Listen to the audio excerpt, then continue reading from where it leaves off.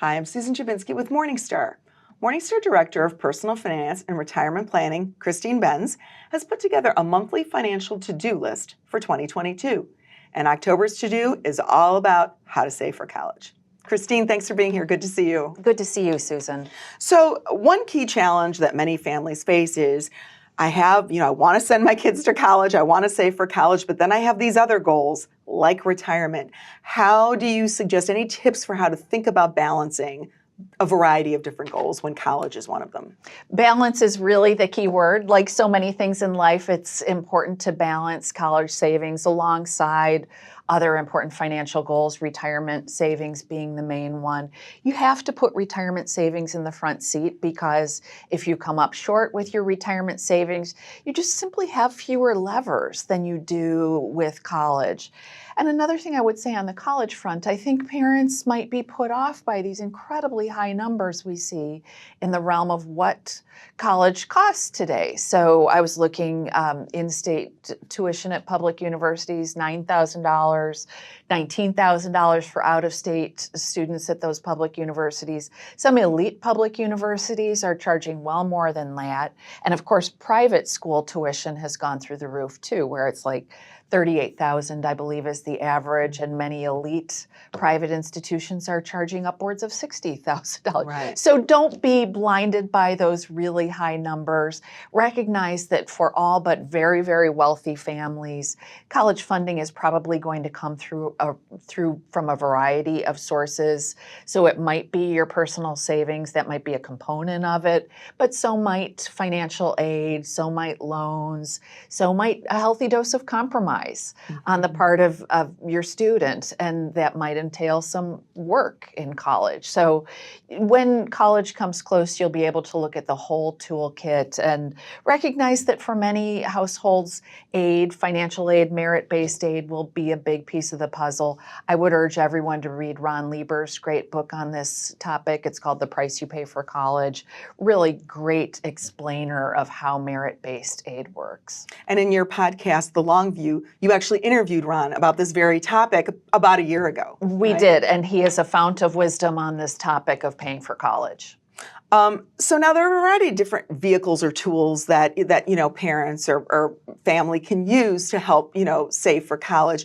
What do you recommend? What do you think is the best tool for folks to use? Well, I would say the basic main receptacle that people should use is a 529 college savings plan. And there are a few key reasons to look at 529s. The big one is tax breaks. So if you go with your home state's plan, you're typically able to earn a tax break on the contribution. As long as the money stays within the 529 plan, you're able to enjoy tax-deferred compounding on your money.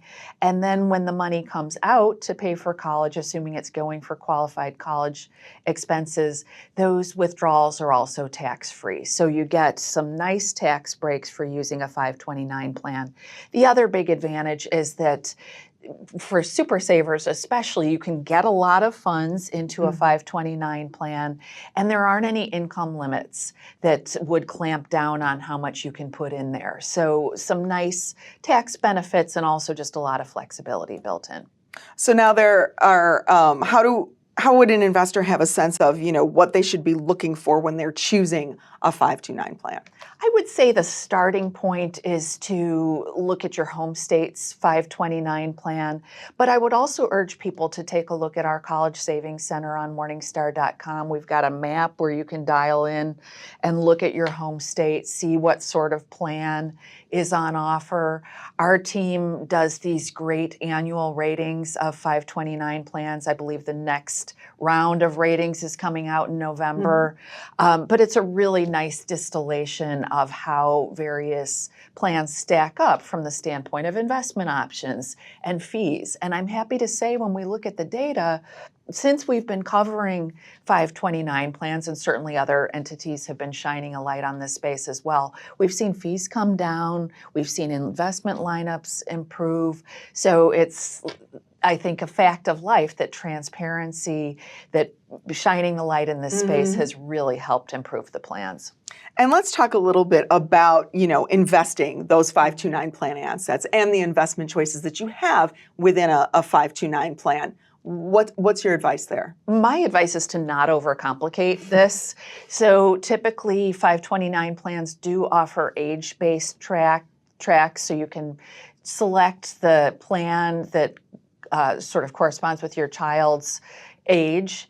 And the nice thing about that is that those options are really hands-off. So as your child gets closer to college, the plans will typically take risk off the table. And the nice thing is we've seen 529 plans, the age-based plans, really get religion about the importance of becoming more conservative as that matriculation date draws close. We saw some plans get into trouble during the great financial crisis. More plans have cleaned up their act, so we're seeing more of these age-based plans really sort of being in sync in terms of being thoroughly de-risked at the time that college is upon your child. So then lastly, Christine, what are some common mistakes that families make when they're saving for college? What are some things that they should try to avoid doing? I think a big one is overextending the parents' financial situation in an effort to pay for college. I truly get it. I get where parents are coming from in terms of wanting to raid their own coffers to try to make college work. But generally speaking, if you're having to reach into your own Roth IRA or take a home equity loan or take what's called a Parent Plus loan, which is basically a loan in your own name to pay for your child's education, those are probably red flags that you are putting your own financial life at jeopardy. I think that's a big risk factor for parents. Well, Christine, thank you for your time today. It's a really overwhelming topic for parents. You know. I know, having just sent our children to college. Right. So we really appreciate your time and your tips when it comes to this. Thank you so much, Susan. I'm Susan Jabinski with Morningstar. Thanks for tuning in.